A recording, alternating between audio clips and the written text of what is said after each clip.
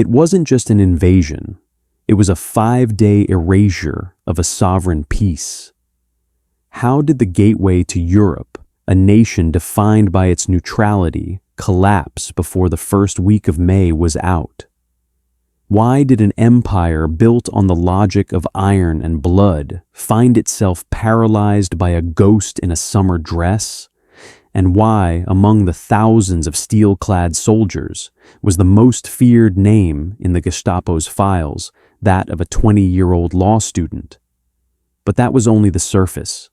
History often skips the quiet ones, the ones who don't fit the mold of a conqueror. They missed Hannie Schaft. While the generals argued over maps, a girl with vibrant red hair, mocked by her peers and dismissed by the invaders as a mere shadow, was sharpening a blade they never saw coming. Why did the German High Command ignore the only threat that could actually bleed them?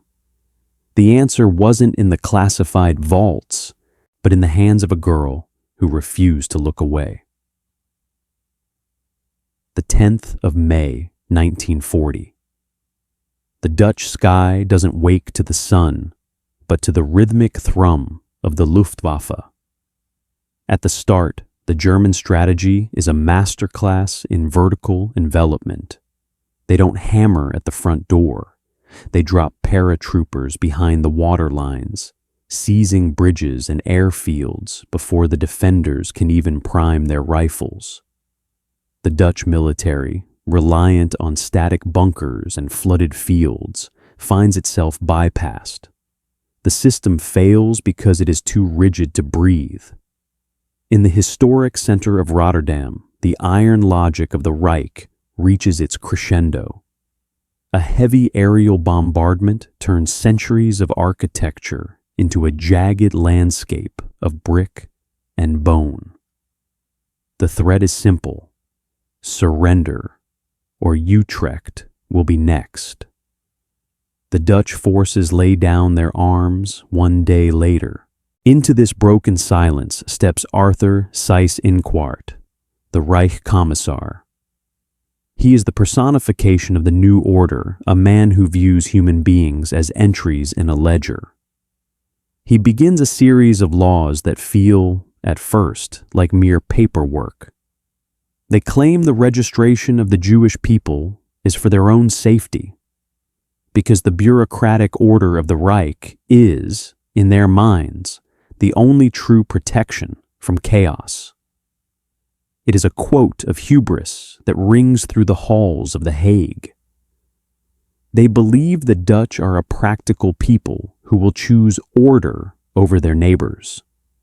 But in a small home in Haarlem, a young woman named Jannetje Johanna Schaft, known to her family as Hannie, is watching. She is not what the resistance manuals describe as a soldier. She is a law student, a daughter of socialist parents who discussed world affairs over the dinner table. At university, she is quiet, her bright red hair making her a target for the cruel teasing of those who value conformity. She wants to be a human rights lawyer. She believes in the shield of the law. Then, the law becomes the sword. In 1941, the German authorities require all Jews to register. It is the first step of a mechanical slaughter. Hannie watches as her friends, Sonia and Feline, are barred from their own education. She sees the signs appearing on the doors of cafes and libraries, forbidden for Jews. The system is a fatal flaw in human morality.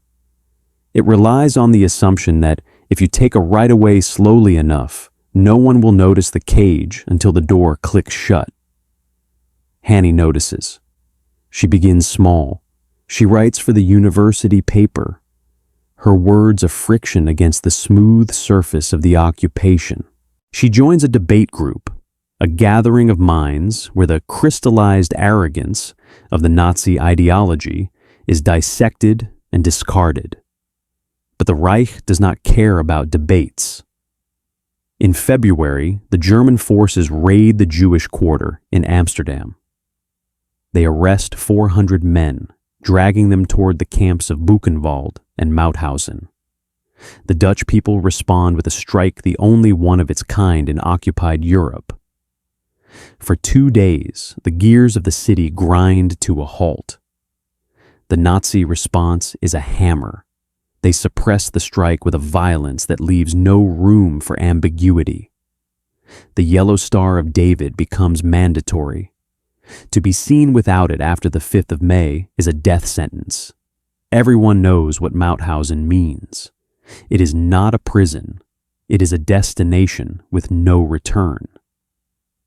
By 1943, the occupation demands a declaration of allegiance from every student. It is a simple choice: sign and stay in school or refuse and disappear. 80% of the students refuse. Hannie is among them. She leaves the lecture halls behind and returns to Haarlem, but she does not come alone. She brings Sonia and Philine with her, hiding them in her parents' home. She obtains fake identification papers, her first act of true rebellion against the administrative heart of the Reich. The student who wanted to defend the law has realized that when the law is a crime, the only justice is found in the shadows. She seeks out the council of resistance. She doesn't want to be a courier. She doesn't want to carry messages in the lining of her coat. She wants a weapon. The high command in Berlin believes the Dutch are broken. They treat the silence of the streets as total submission. But they have fatally underestimated the shadow. It isn't surrender. It's the quiet click of a pistol, safety being moved to fire. Hannie Schaft is no longer a student of law. She has become a practitioner of a much older, much darker justice. She joins the Council of Resistance, and there she finds her reflection in 2 sisters, Truus and Freddie Overstegen. They are a trio that defies every military convention of the 1940s. The German High Command views war as a collision of iron and industry, a game played by men in polished boots. They have no category for a 20-year-old girl in a summer dress. The trio's dynamic is a perfect, lethal clockwork. Truus is the architect, the practical leader who sees the world in terms of escape routes and vantage points.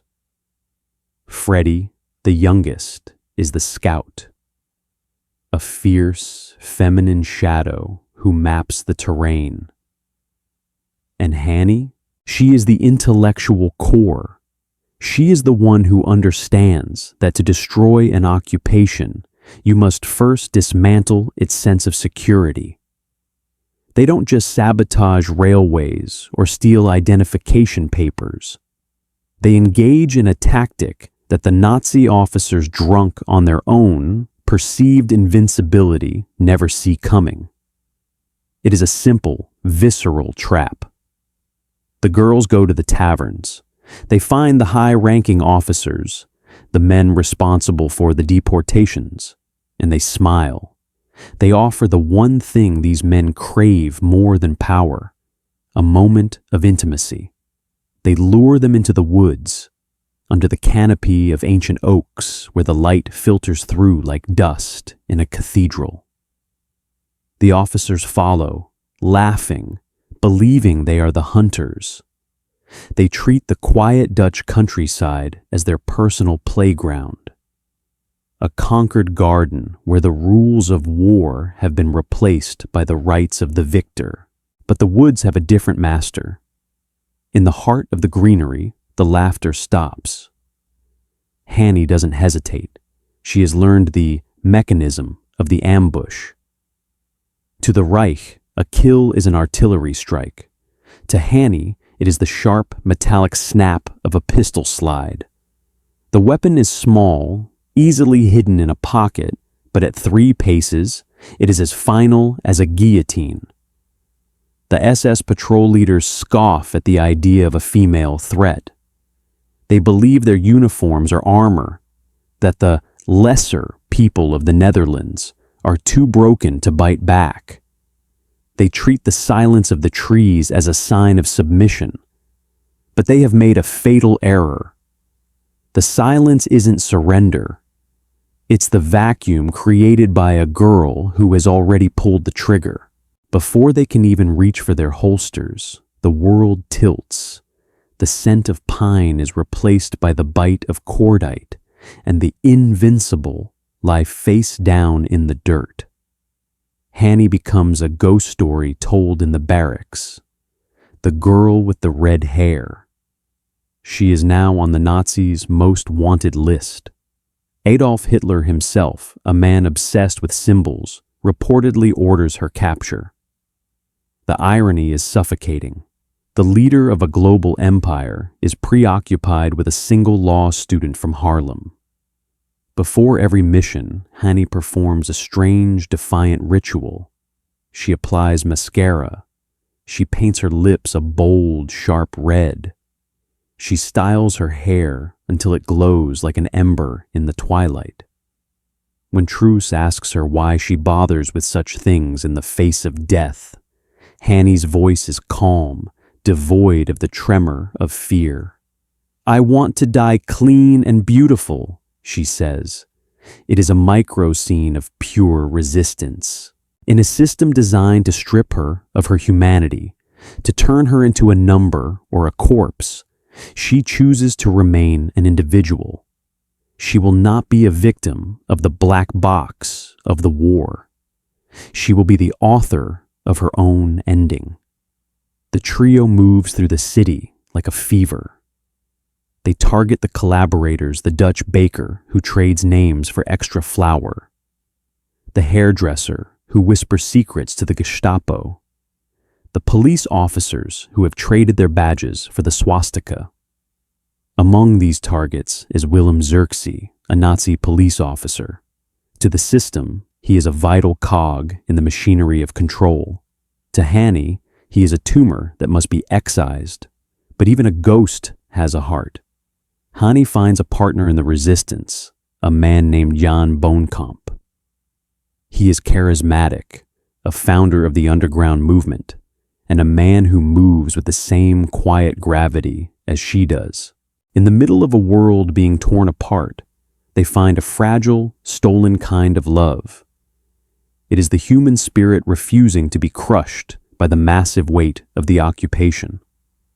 On the 21st of June, 1944, they set out to eliminate Willem Ragut, a notorious collaborator and police officer. The plan is a yes but of tactical nightmare.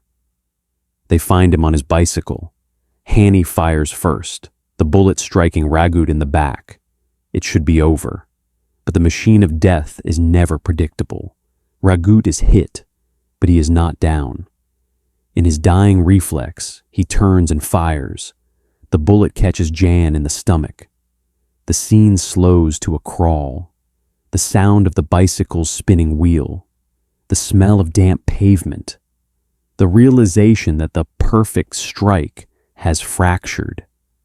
Hannie manages to vanish into the shadows, but Jan is too badly hurt. He is captured and taken to a hospital. And here, the cruel irony of the system takes its pound of flesh. Jan is dying. He is drifting in and out of consciousness.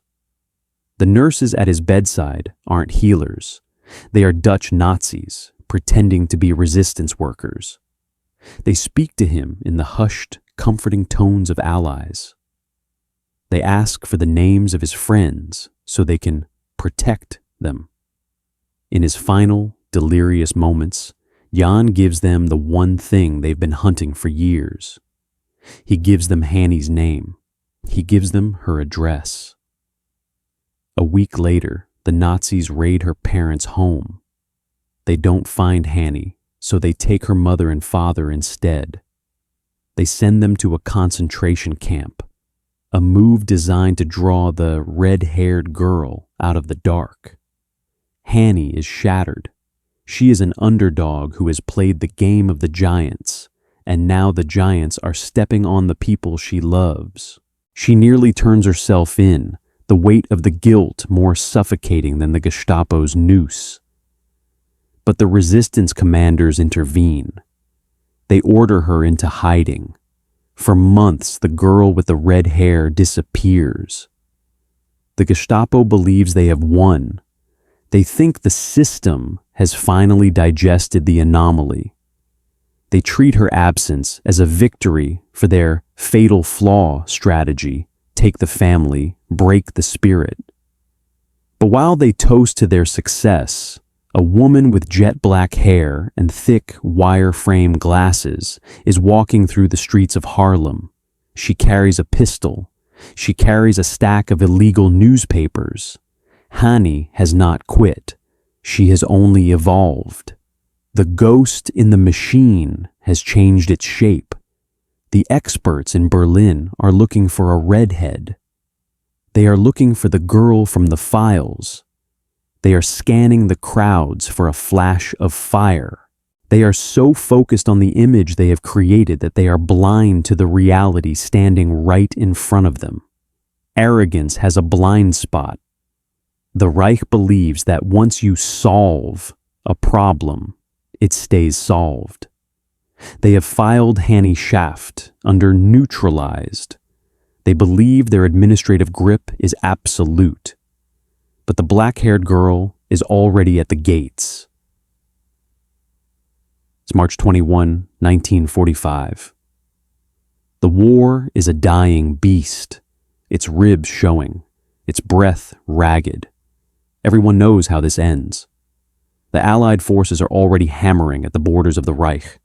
The liberation of the Netherlands is no longer a question of if, but when. Yet the system is never more dangerous than when it is cornered. Hannie Schaft is cycling through a Nazi checkpoint. She is the black-haired girl now, her wire-frame glasses a shield against the eyes of the occupation. In her bag, she carries 2 illegal newspapers and a pistol. It is a routine risk, the kind she has survived 100 times. But the machine of the occupation doesn't care about statistics. It only needs to work once. A routine patrol stops her. They find the papers. They find the steel. They take her into custody, not as the girl with the red hair, but as just another insurgent. She is brought to a prison in Amsterdam where the air smells of damp stone and the crystallized arrogance of the Gestapo still reigns. They torture her. They demand names. They want to know where the Oversteegen sisters are hiding. Hannie remains a tomb. The irony of the system is its obsession with order. To the Nazis, an identity is a file that must be completed. They notice the roots of her hair. They see the dark dye beginning to fade, revealing a sliver of copper beneath. They don't just ask her to wash, they force the mechanism of discovery. Under the harsh spray of water, the black ink runs down the drain like a retreating army. The red returns. The room goes silent. The guards don't see a prisoner anymore. They see a trophy. They have found the ghost that haunted Hitler's dreams. They have found the one person who proved that the master race could be bled by a law student with a penchant for mascara. The year is 1945. An agreement exists between the Dying Reich and the Dutch resistance to cease executions. The war is over in every way that matters. But the ego of the system is a fragile thing. To let the red-haired girl live would be to admit that she won. On April 17, 1945, just 18 days before the total liberation of the Netherlands, they drive her to the dunes of Overveen. The setting is beautiful, a cruel contrast to the business at hand. The sand is pale, the North Sea wind biting and fresh. This is the time freeze moment. Hannie stands in the dunes, facing 2 men, Matthias Schmitz, and Martin Kuyper. They are the personification of the pure fatal flaw. They believe that by killing the body, they can delete the defiance. Schmitz levels his rifle. He is nervous. He is a professional killer, shaking in the presence of a 24-year-old girl. He pulls the trigger. The crack of the rifle echoes across the sand, but the aim is poor. The bullet grazes her head, drawing blood, but leaving her standing. In that moment, the power dynamic shifts completely. The executioner is the one trembling. The victim is the one in control. Hannie looks at him, the red hair blowing in the wind, her eyes cold and sharp as the law she once studied. "I shoot better," she says. "It is the ultimate retribution." Even at the edge of her own grave, she mocks the incompetence of the system that claimed superiority over her. It is the last word of a soul that could not be governed. Martin Kuyper, the second officer, steps forward. He cannot endure the humiliation. He fires his submachine gun at close range. The girl with the red hair falls into the sand. 18 days later, the Canadian tanks roll into the streets. The flags come out. The crowds cheer. The system that murdered Hannie Schaft vanishes like smoke, leaving behind nothing but ruins and records. When the mass graves in the dunes are finally opened, they find over 400 bodies. Among the rows of men, there is only one woman. She is reburied in a state funeral. Queen Wilhelmina herself stands by the casket, calling Hannie the symbol of the resistance. The world gives her medals. Eisenhower sends a posthumous tribute. She is transformed from a terrorist in the eyes of the Reich to a saint in the eyes of the New World. But history has a bitter aftertaste. As the Cold War begins to freeze the world once more, Hannie's legacy is quietly tucked away. Because of her ties to the Communist Party, the very system she died to save begins to find her inconvenient. The heroes we celebrate are often edited to fit the politics of the present. For decades, the girl who died clean and beautiful was treated as a footnote, her red hair a shade too radical for the gray men of the new establishment. Do we see this same hubris today? We live in a world of massive systems, digital, political, and corporate, that believe they have perfected the black box of control. They believe that with enough data and enough force, the individual can be predicted, managed, or erased. They look at the underdogs and see only numbers. But the story of Hannie Schaft reminds us that the human spirit is the one variable the machines can never account for. It reminds us that justice doesn't always come from the courtrooms or the high offices. Sometimes it comes from the woods, from the dunes, and from the hands of someone who was told they didn't matter. The laughter of the powerful always stops. The only question is, who will be standing there to witness it? If you believe that stories like Hannie Schaft's deserve to be remembered, join our ranks by subscribing. Your support ensures that the red-haired ghosts of history are never truly silenced. We have synthesized this narrative from reputable historical archives and verified sources. However, the fog of war often extends to the history books. If you spot any inaccuracies or have additional details to share, please correct us in the comments. We strive for the absolute truth, and your knowledge helps us get there. Thank you for keeping history alive.